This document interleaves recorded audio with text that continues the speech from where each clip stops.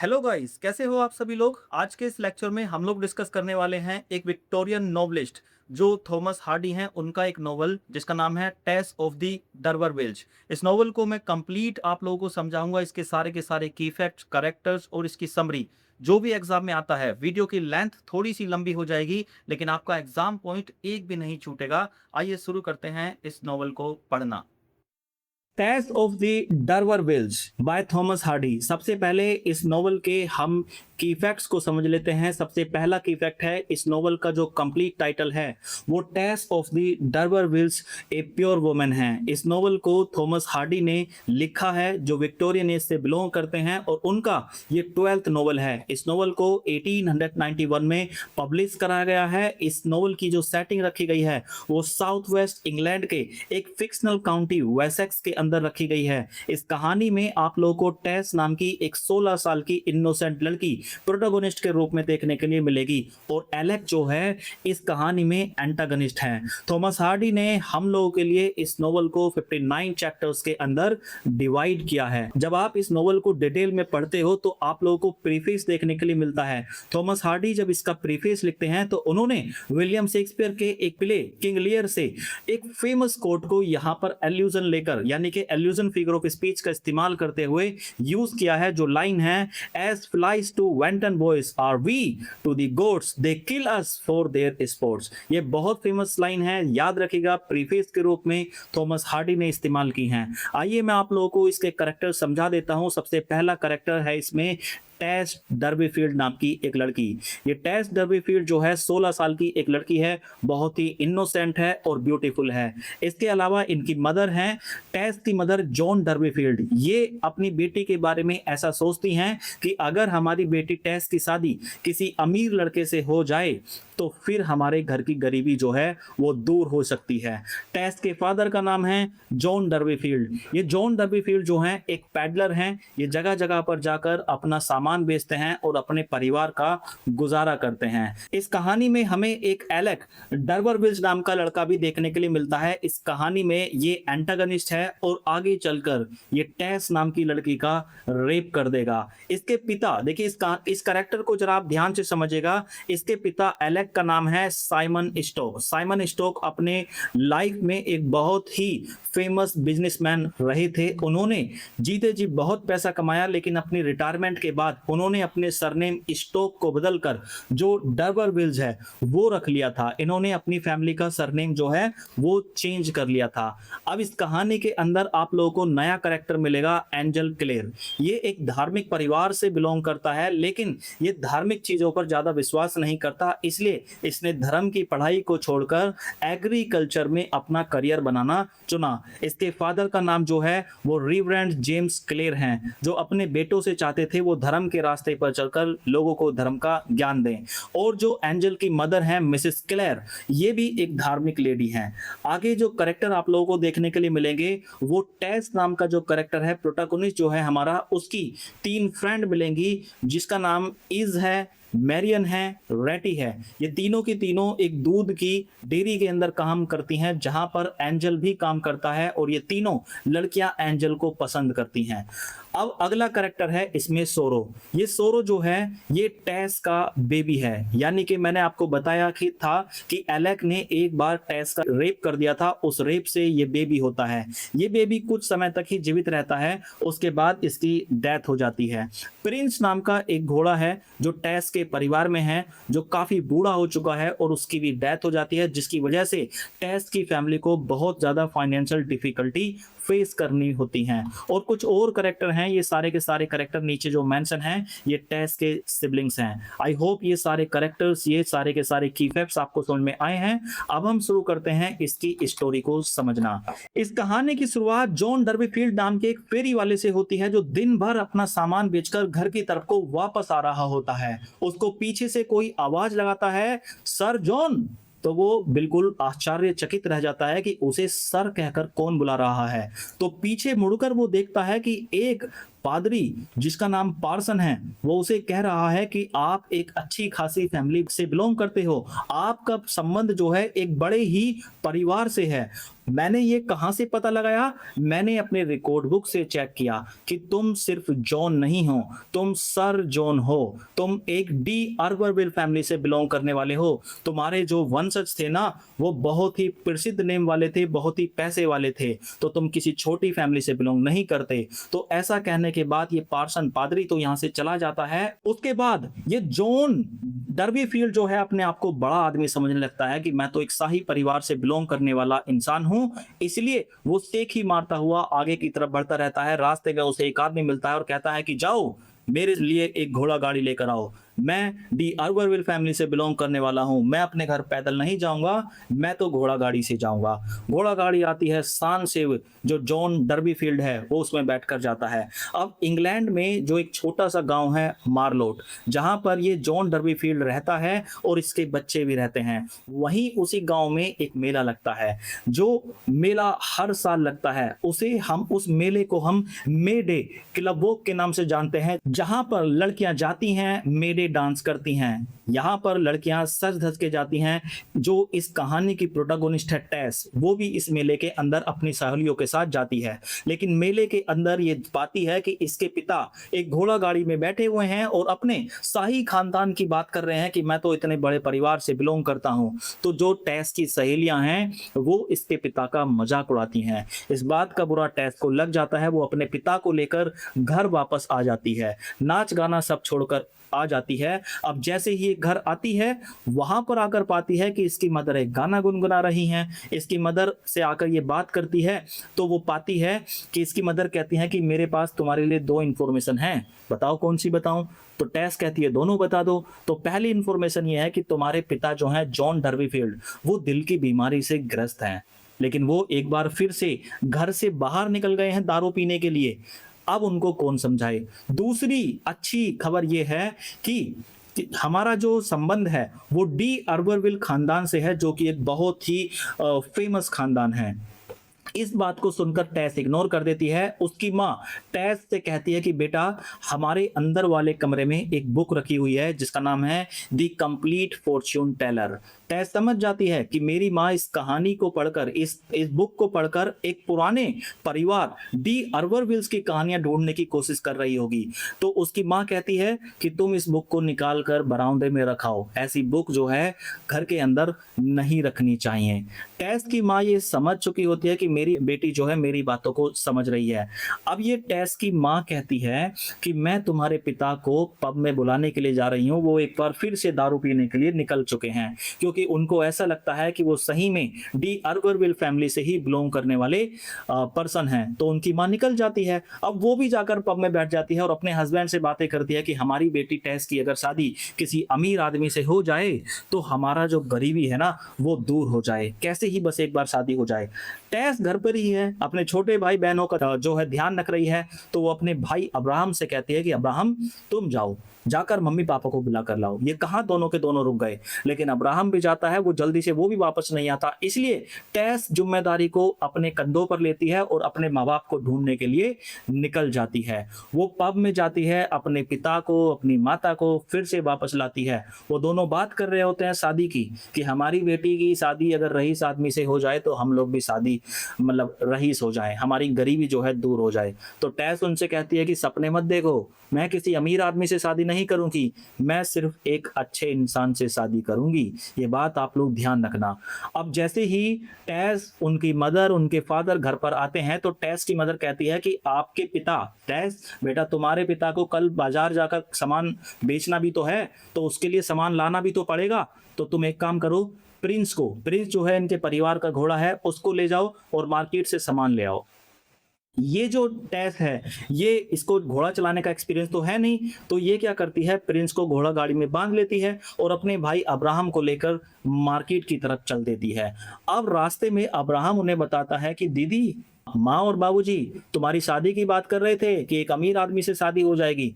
तो ये कहती है टेस अपने भाई से कि हम लोगों की किस्मत में गरीब होना ही लिखा है, हम कभी अमीर नहीं हो सकते। सोचते सोचते इस टेस की आंखें लग जाती हैं और प्रिंस रास्ते में चल रहा होता है। दूसरी तरफ से एक डाक की गाड़ी आ रही होती है जिससे प्रिंस टकरा जाता है।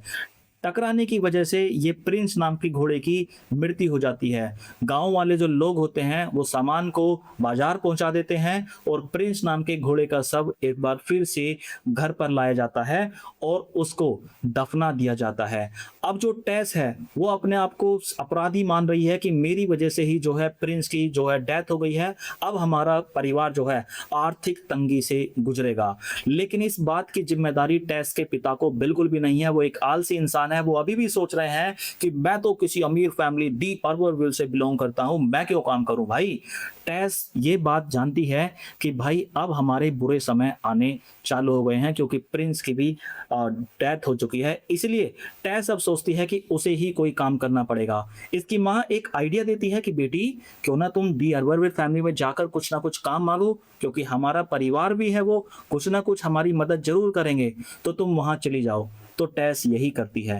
टेस अपना गांव मार्लोट को छोड़कर अब जहां पर डी अर्बरविल परिवार रहता है वहां जाने को सोचती है। एक बार फिर से वो अपने गांव की तरफ मुड़कर देखती है कि मेरा बचपन यहाँ बीता है, लेकिन मैं अपने परिवार को अब छोड़कर जा रही हूँ क्योंकि परिवार की जिम्मेदारी अब मेरे कंधों पर आ चुकी है और मैं डी अर्बरविल फैमिली में पहुंचकर वहां पर काम मांगूंगी। तो जैसे ही ये टेस डी अर्बरविल फैमिली में पहुंचती है तो वहां जाकर उसे एक घमंडी लड़का एलेक मिलता है। वो कहती है कि मैं मिसिस डी अर्बरविल से मिलना चाहती हूं। तो एलेक मना कर देता है कि नहीं, उनसे नहीं मिल सकती, उनकी तो तबीयत खराब है, वो अब किसी से नहीं मिलती। अब टेस कहती है कि मैं यहाँ पर इसलिए आई थी कि मुझे कुछ काम मिल सकता है क्या, क्योंकि हम भी डी अर्बरविल फैमिली के ही वंशज हैं। मेरे पास सबूत के तौर पर एक मोहर है और एक चम्मच भी है जो दिखाती है कि हम डी अर्बरविल फैमिली से बिलोंग करते हैं। तो एलेक झूठ बोलता है और कहता है कि अरे ऐसी मोहर, ऐसी चम्मच तो हमारे परिवार की है, हमारे पास भी है एक, तो तुम तो सच में ही हमारे परिवार की हो, तो मैं तुम्हें काम जरूर दूंगा। फिलहाल तुम अपने घर चली जाओ, मैं काम देखकर तुम्हें बताता हूं। तो अब ये वापस आ जाती है। अब डी अर्बरविल फैमिली के परिवार में एक काम है मुर्गियों की देखभाल करना। अब एक पत्र लिखकर ये एलेक बताता है कि टेस तुम हमारे घर पर आ सकती हो, तुम्हारे लिए काम भी है, तुम्हें अच्छी तनख्वाह भी दी जाएगी। तो ये एलेक जो है ये उसे बुलाने की कोशिश करता है और यहाँ तक उसे घर से लेने के लिए पहुंच जाता है।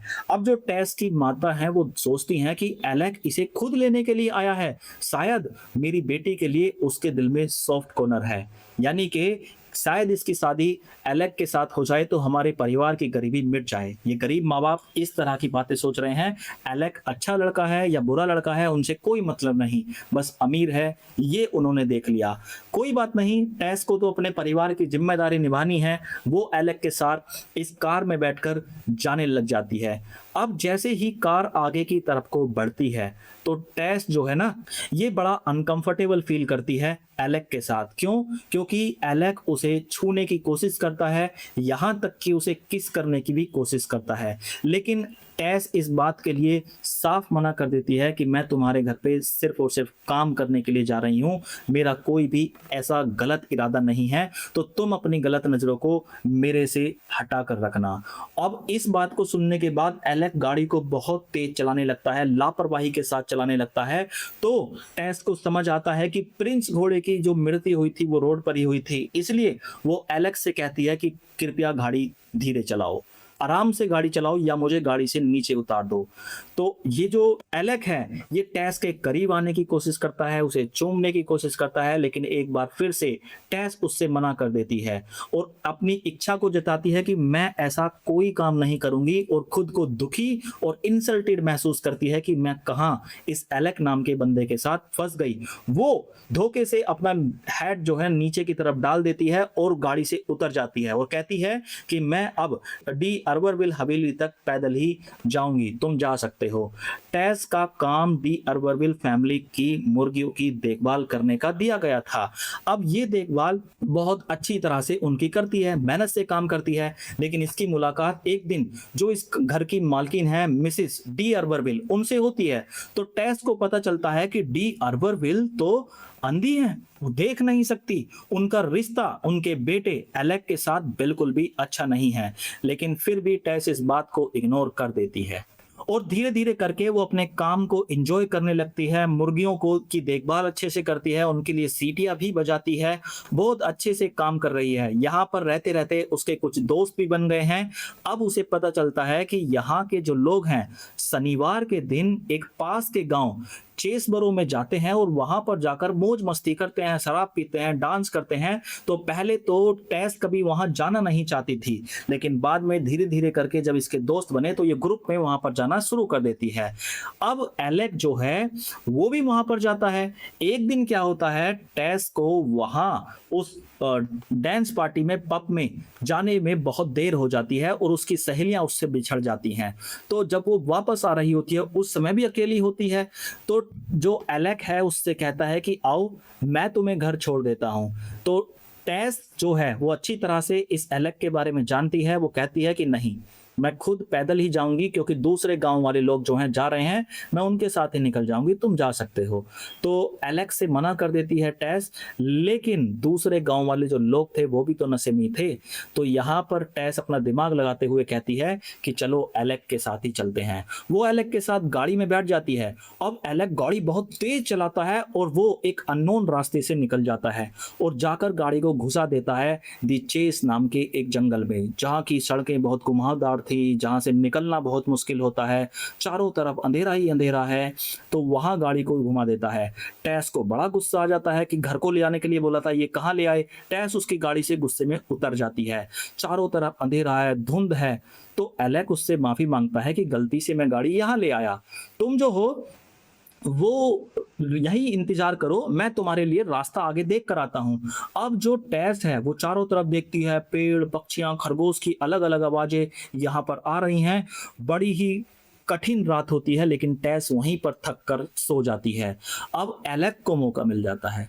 एलेक को मौका मिल जाता है और मौका देखते ही एलेक इस टेस का रेप कर देता है, जिसकी वजह से ये टेस अपने आप को टूटा हुआ पाती है और वो एलेक के यहाँ से काम छोड़कर अपने गांव मार्लोट वापस लौट जाती है। मार्लोट में जब जाती है तो उसकी माँ जो है बड़ा खुश होती है कि मेरी बेटी वापस लौट आई, लेकिन जब टेस उसको सारी सच्चाई बताती है तो वो बड़ा दुखी होती है और कहती है कि जो होना था वो तो हो ही गया। लेकिन कुछ समय के बाद जो है उस टेस से एक लड़का जन्म लेता है जिसका नाम है सोरो। सोरो जो लड़का है ये एलेक का बेटा है। टेस जब वापस आती है तो धीरे धीरे करके गांव वालों के बीच में एक खबर फैल जाती है कि टेस के साथ गलत हुआ है। टेस का लोग मजाक भी उड़ाते हैं, उसके बारे में अलग अलग तरीके की बात करते हैं। जब टेस यहाँ तक चर्च में जाती है तो लोग उसके बारे में वहां भी बातें करते हैं, इसलिए टेस ने घर से बाहर निकलना भी छोड़ दिया। कुछ समय बाद इस सोरो की डेथ हो जाती है। सोरो को दफनाने के लिए कोई भी आगे नहीं आता, लेकिन ये जो टेस है अपने बेटे को खुद ही दफना देती है। टेस का जीवन जो है दुखों से भर जाता है। वो डिसाइड करती है कि वो अपने गांव मार्लोट को छोड़कर चली जाएगी और एक नए जीवन की शुरुआत करेगी कहीं और जाकर। वो अपना गांव छोड़कर एक नई जगह पर चली जाती है और वहां पर जाकर उसे एक टैल्बोथीज नाम की डेयरी में काम मिल जाता है। वहां पर उसके कुछ नए फ्रेंड भी मिलते हैं, है ना, और एंजल नाम का एक अच्छा सा लड़का भी उसे वहां मिलता है जो इस डेयरी का मालिक है, जिसका नाम है रिचर्ड क्रिक्स। वो भी उसका स्वागत करता है क्योंकि टेस जो है एक बहुत ही मेहनती किस्म की लड़की है। इस डेयरी में काम करने वाला जो एंजल क्लेयर नाम का लड़का है, ये एक धार्मिक परिवार से बिलोंग करता है। बहुत ही हैंडसम और इंटेलिजेंट किस्म का लड़का है। इसके पापा चाहते थे एंजल क्लेयर के कि वो एक पादरी बने, लेकिन वो किसी धर्म का या दिखावे के लिए कोई काम नहीं करना चाहता, इसलिए उसने धर्म की पढ़ाई को छोड़कर क्या चुना, खेती बाड़ी को चुना। अब शाम के समय टेस जो है बगीचे में घूमने जाती है। वो पाती है कि एंजल वहां पर वीणा बजा रहा है। वीणा को सुनकर वो एकदम भावुक हो जाती है और टेस और एंजल के बीच में बातें होने लगती हैं। इन्हीं बातों से हमें पता चलता है कि टेस और एंजल के बीच में एक रिश्ता कायम हो रहा है। रात को टेस अपनी जो फ्रेंड्स हैं जैसे रेटी है, मैरियन है, इज है, इनकी बातें सुनती है। ये तीनों की तीनों लड़की एंजल से प्यार करती हैं। एंजल एक हैंडसम लड़का है और एंजल जो प्यार करता है वो करने लगता है टेस से, लेकिन टेस उसको प्यार नहीं करना चाहती क्योंकि टेस का एक बहुत बुरा अतीत है, एक पास्ट है। इसलिए उस अतीत के चलते टेस अपने आप को योग्य नहीं मानती है।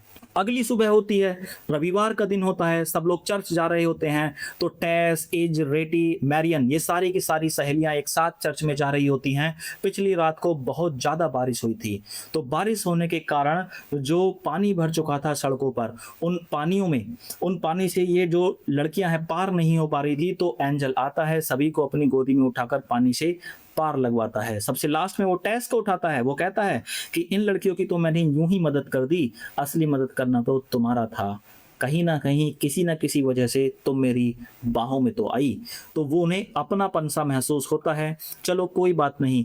अब एंजल जो है टेस से शादी करना चाहता है और अपने परिवार से शादी की बात करता है। आखिरकार ये टेस को शादी के लिए एंजल प्रपोज कर देता है, लेकिन एंजल शादी के लिए तैयार नहीं है। क्यों? क्योंकि एंजल तो चाहता है कि उसकी टेस से शादी हो, लेकिन टेस का पास्ट जो है वो बड़ा खराब है। इसलिए टेस डरती है कि कहीं एंजल को उसके पास्ट के बारे में पता चल गया तो फिर ये शादी टूट जाएगी। जब बार बार एंजल टेस को शादी के लिए कहता है, आखिरकार टेस शादी के लिए मान जाती है। अब शादी के लिए वो हाँ तो कर देती है, लेकिन उसका अतीत उसको नहीं जीने दे रहा था ठीक से। अब बार बार कहने की शादी की डेट रख लें, लेकिन टेस मना करती जा रही थी। तो उन्होंने डिसाइड किया कि क्रिसमस के बाद 31 दिसंबर को हम लोग शादी करेंगे। अब एंजल ने शादी की डेट जो है वो फिक्स कर दी है। चलो कोई बात नहीं है। एंजल चाहता है कि टेस जो है शादी के बाद उसी की साथ रहे, और सरप्राइज में वो क्या प्लान करता है कि शादी के बाद वो डी अर्वरविल हवेली में रहेंगे और वहीं से अपने जीवन की नई शुरुआत करेंगे। और एक दिन आता है, एंजल की और टेस की शादी का दिन आ ही जाता है। टेस जो है नए कपड़े पहनाए जाते हैं। टेस उन सभी को देखकर बहुत खुश हो जाती है, लेकिन फिर से उसके दिमाग में उसका अतीत, उसका पास्ट आता है। लेकिन फिर भी शादी का दिन है, उनकी शादी हो ही जाती है। शादी के बाद जो एंजल है वो टेस को लेकर डी अर्वरविल हवेली में जाता है। अब जैसे ही उस हवेली में टेस पहुंचती है तो उसको बड़ी बेचैनी होती है, क्योंकि दीवारों पर जो बने हुए पुराने चित्र हैं उनमें उसे अपना ही चेहरा और डर जो है उसका दिखाई देता है। बहुत देर के बाद एंजल के परिवार के पास से एक मैसेज आता है कि टेस के लिए उन्होंने कुछ कपड़े और गहने भेजे हैं, जिन्हें पहनकर टेस बहुत सुंदर दिखाई दे रही है, और एंजल और भी ज्यादा टेस की तरफ को अट्रैक्ट हो जाता है। समय बीतता जाता है। तो शादी के बाद एंजल कहता है कि मैं तुमसे कुछ कन्फेस करना चाहता हूं। तो वो अपने पास्ट की गलतियों को टेस को बताता है, जिसके बाद टेस उसे जल्दी ही माफ कर देती है। टेस भी उसे अपने अतीत के बारे में बताती है, जिसकी बताने की कोशिश उसने पहले भी कई बार की थी। एक बार तो लेटर के माध्यम से की थी कि उस लेटर को उसने डोर के नीचे से डाल दिया था, लेकिन लेटर जो है एंजल नहीं पढ़ पाया था। लेकिन आखिरकार वो समय अब आ ही चुका है जब टेस को मौका मिलता है कि वो अपनी पास्ट के बारे में एंजल को बता दे। तो एंजल को जैसे ही टेस की पास्ट के बारे में पता चलता है तो वो एंजल को माफ नहीं कर पाता, और वो दोनों एक परिवार में, एक घर के अंदर अजनबियों की तरह रहने लगते हैं। अब जो टेस है वो खुद को ही दोषी मानती है। वो कहती है कि तुम कहो तो मैं अपनी जान दे दूं, लेकिन वो जान भी नहीं दे सकती क्योंकि इसमें एंजल की बदनामी होगी। अब ये दोनों डिसाइड करते हैं कि जो टेस है वो अपने गांव मार्लोट वापस लौट जाएगी और एंजल अब ब्राजील चला जाएगा। तो एंजल कुछ पैसे टेस को देता है और ये ब्राजील चला जाता है। धीरे धीरे करके 8 महीने का समय बीत जाता है। टेस बहुत गरीब हो जाती है। एंजल के दिए गए पैसे सारे के सारे खत्म हो जाते हैं। अब वो अपने काम करने के लिए घर के आगे बढ़ती है, यानी कि अपने घर से बाहर निकलती है। लोग उसे परेशान करते हैं, इसलिए वो अपना चेहरा ढक कर, यहाँ तक कि अपनी भौहें जो आईब्रोज होती हैं उनको काट लेती है ताकि लोग उसका मजाक ना उड़ा सकें। लेकिन वो अब परेशान हो चुकी है, वो लोगों के तानों से परेशान हो चुकी है, तो वो अब दूसरी जगह पर काम करना चाहती है। इसलिए वो दूसरी जगह पर काम करने जाती है है जहाँ पर उसकी फ्रेंड मारियन जो है वो काम करती है। वहाँ पर कठिन काम है लेकिन वो वहाँ से चली जाती है।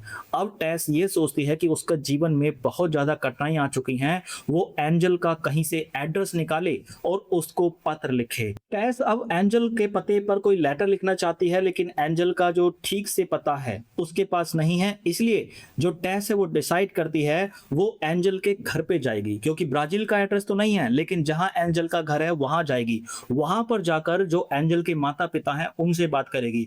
तो वहां उनसे मिलने के लिए जाती है लेकिन उसके माता एंजल के माता पिता से बात करने की हिम्मत नहीं जुटा पाती और वापस आने लगती है।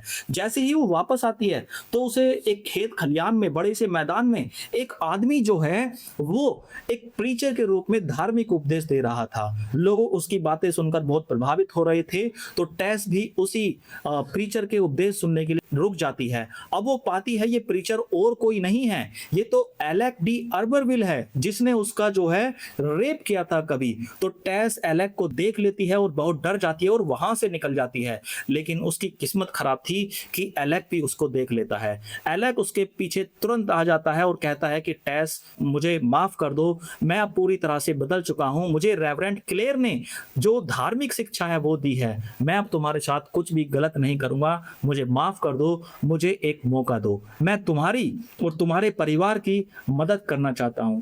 लेकिन जो टेस है वो इस बात के लिए मना कर देती है कि नहीं, मुझे तुम्हारी कोई भी किसी भी तरह की मदद नहीं चाहिए। अब जो टेस है वो बड़ी परेशान हो चुकी है। वो भावुक होकर अपने पति एंजल को एक पत्र लिखती है कि घर वापस आ जाओ, मैं तुमसे विनती करती हूं क्योंकि मैं अब बड़ी दुविधा में हूं, मुझे लोग ताना मारते हैं, मुझे लोग लालच दे रहे हैं, मैं कैसे अपने आप को बचा कर रखूं।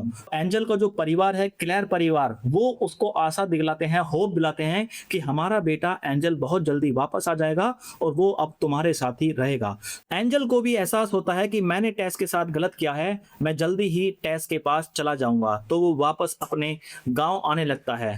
अचानक से टेस के पास एक खबर आती है कि उसकी माँ की तबीयत खराब हो जाती है, इसलिए टेस है वो मार्लोट नाम के गांव में वापस आ जाती है और अपनी माता का ध्यान रखने लगती है। लेकिन उसकी माँ को कुछ नहीं होता, उसके पिता की डेथ हो जाती है जिसकी वजह से अब उनके परिवार का खर्चा चलना बंद हो जाता है। उन्हें अपना घर बेचकर वहां से किराए के घर में जाना पड़ता है। जो टेस है उसके पास एलेक की मदद लेने के अलावा और कोई रास्ता नहीं है, इसलिए वो एलेक के साथ एक बार फिर से आ जाती है। एलेक जो है उसे किराए के घर में लेकर साथ रहने लगता है। अब ये दोनों साथ रहते हैं, लेकिन दूसरी तरफ जो है, जो मैरियन और इज हैं, उन्हें बड़ी चिंता होती है कि जो एंजल है उसकी पत्नी टेस एक गलत आदमी के टच में आ गई है, एलेक के टच में आ गई है। एलेक उसका इस्तेमाल करके उसको फिर से छोड़ देगा और ये बात वो पत्र के माध्यम से एंजल को बता देती हैं। एंजल तुरंत उसे ढूंढने के लिए मार्लोट आता है, लेकिन मार्लोट में अब टेस नहीं रहती है। वो ढूंढने के लिए उसे यहाँ वहाँ घूमता फिरता रहता है और एक खेत खलियान से फिर एक ग्रेवयार्ड से निकलकर जाता है। वहां पर उसे जो टेस के पिता हैं जॉन डर्बीफील्ड, उनकी कवर दिखाई देती है जिस कवर पर लिखा होता है how are the mighty fallen, कि कैसे एक बड़े परिवार का पतन हो गया, कैसे बड़े लोग भी डूब जाते हैं। आखिरकार एंजल टेस को ढूंढने में सफल हो जाता है और वो टेस से बातें करता है कि मेरे पास वापस लौटाओ, लेकिन एंजल से मना कर देती है टेस कि तुमने मुझे मुसीबत के समय छोड़ दिया था, मुसीबत के समय मेरा मददगार जो बनकर आया वो एलेक बनकर आया, अब मैं एलेक के साथ हूं, तुम यहां से चले जाओ। तो एंजल टूटा हुआ वहां से निकल जाता है, सड़कों पर भटकता हुआ यहां से वहां घूमता रहता है। अब जब ये टेस अंदर कमरे में वापस आती है तो वो एलेक को सोता हुआ पाती है और मौका देखकर एलेक को चाकू से मार देती है। चाकू से मारने के बाद अपना मुंह ढककर वो वहां से निकल रही होती है तो मकान मालकिन मिसेज ब्रूक्स ने उसको नोटिस कर लिया और वो कमरे में जाकर देखती हैं और पाती हैं कि एलेक का मर्डर हो चुका है और वो पुलिस को इन्फॉर्म कर देती हैं। अब ये जो टेस है वो एंजल के पीछे पीछे आ जाती है। एंजल पीछे मुड़कर देखता है कि टेस तो मेरे पीछे आ रही है। वो बताती है कि मैं तुम्हारे अब कभी खोना नहीं चाहती, मैंने एलेक को मार दिया है, मुझे अपने साथ लेके चलो। ये दोनों एक सराय के अंदर चले जाते हैं। वहां पर 4-5 दिन का समय ये दोनों काट देते हैं, उस सराय में छुप कर रहने लगते हैं। लेकिन इन्हें कब तक सराय में रहना है, ये बाहर निकल कर आते हैं और अपना पैदल ही रास्ते में रास्ता तय करने लगते हैं। अब एक दिन क्या होता है, जब ये पैदल चल रहे होते हैं तो टेस थक जाती है और एक पत्थर पर लेट जाती है। उसको पता है कि उसने एक मर्डर किया है, वो बचेगी नहीं। इसलिए वो कहती है कि अगर मेरी डेथ हो जाए, मुझे फांसी हो जाए, तो एंजल तुम मेरी एक बात मानना, मेरी बहन लीजा लू से शादी कर लेना। चिंता मत करना, हम मरने के बाद एक बार फिर से स्वर्ग में दोनों के दोनों जरूर मिलेंगे। जैसे ही वो वहां पर सो जाती है, सुबह होती है। सुबह होते ही पुलिस वहां पर आ जाती है और टेस को अरेस्ट कर कर ले जाती है। अब कुछ समय बीत जाता है, लगभग जुलाई का महीना आ जाता है। जुलाई के महीनों में एक जो अगले चैप्टर में जुलाई के महीनों में एक लड़का और लड़की हाथों में हाथ डालकर घूम रहे हैं, जिनका नाम एंजल और लीजा लू है। यानी कि जो टेस की आखिरी इच्छा थी वो एंजल ने पूरी कर दी। वो लीजा लू के साथ रहने लगा है। वो दोनों हाथों में हाथ डालकर घूम रहे हैं। उन्हें वहां की इस गलियों में घूमते हुए चमकता हुआ सूरज दिखता है, गिरजाघर दिखता है, कॉलेज दिखता है, लेकिन दूर एक ऊंचा जेल का टावर भी दिखता है जिस पर एक काला झंडा लहरा दिया जाता है, जो 8 बजते ही गिरा दिया जाएगा, जिसका प्रतीक ये है कि टेस को फांसी की सजा हो चुकी है। एंजल अब लीजा लू के साथ दुख मना रहा है कि उसे प्यार करने वाली अब चली गई, लेकिन फिर वो उसे भुलाकर एक बार फिर से लीजा लू के साथ अपनी जिंदगी को आगे बढ़ाता है और टेस का सपना पूरा करता है। इसी के साथ ये कहानी खत्म हो जाती है। आई होप आप लोगों को ये कहानी समझ में आई है। मिलते हैं अगले लेक्चर में, तब तक के लिए जय हिंद।